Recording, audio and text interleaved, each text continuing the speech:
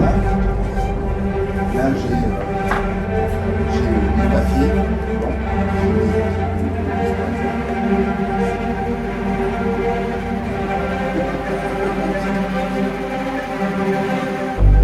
À Magnac-sur-Touvre, Ludovic Durand a ressorti ses accessoires de scientologue qu'il avait remisés dans un carton. Ce quinquagénaire, charentais depuis une douzaine d'années, nous explique comment, pendant 20 ans, il s'est fait aspirer par le tourbillon de la scientologie. Tout est parti d'un prospectus vantant des cours de guitare à Paris.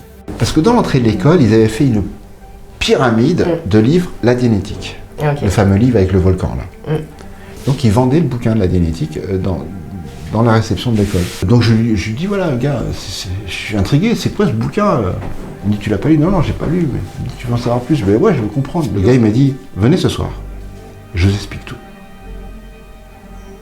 Et j'ai pas pu dire non. Et là, on s'arrête, on voit, putain, scientologie. Et je dis, mais je connais ce truc-là, c'est une secte, ce truc. Mais vous y allez quand même, pour rentrer. Et j'ai dit, bon, de toute façon, ça va. Même pas peur, même pas peur. On est ressorti 2 heures plus tard et j'avais fait 2 chèques. Et puis donc à partir de là, je vais y aller tous les week-ends, voire tous les soirs. Je m'éloigne de plus en plus de mes amis parce que j'ai plus le temps de les voir. Manipulation, emprise, lavage de cerveau. Pour Ludovic Durand, à la recherche d'un cadre après une période agitée, la scientologie devient quelque chose de bien. Non, c'est pas une secte. Je suis dans une équipe de scientologie, je suis dans un groupe qui œuvre pour le bien de l'humanité. On apprenait des choses sur le mental, on apprenait comment aider les gens vraiment. Je me sens fait partir d'une élite.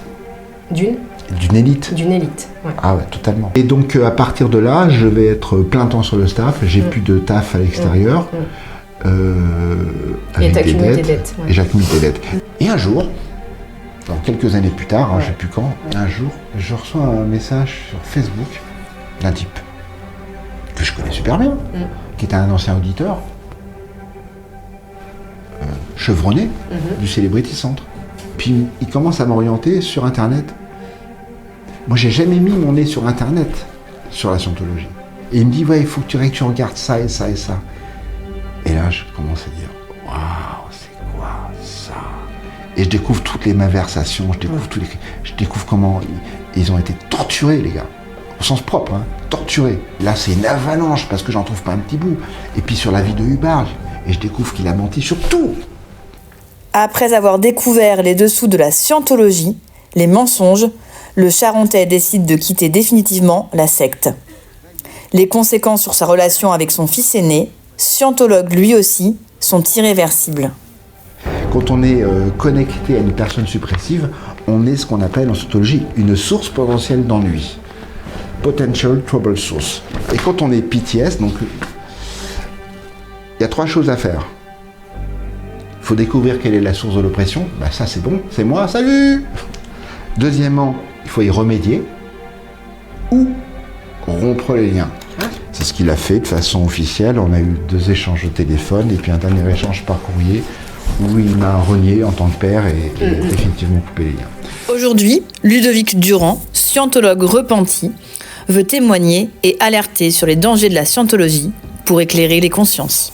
Donc militantisme, voilà, avec ces 3 choses qui sont dénoncer les abus, la déconnexion, les aspects illégaux du travail dans les organisations de scientologie, et puis le problème du médecin qui a eu des certificats pour faire une procédure qui est médicalement et physiquement dangereuse.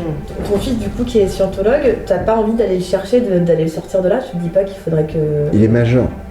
Oui, mais... Et c'est son choix. Je vais pas le forcer. Je vais lui montrer comme toi t'as découvert les dessous. Non mais je peux pas communiquer avec lui parce qu'en fait j'ai plus ses contacts, son téléphone il a changé, ses adresses mail il m'a bloqué parce que mes mails reviennent, je sais qu'ils sont pas reçus et puis je ne vois pas. Franchement, puis en plus émotionnellement parlant, je me dis il va un jour ou l'autre il va finir par ouvrir les yeux.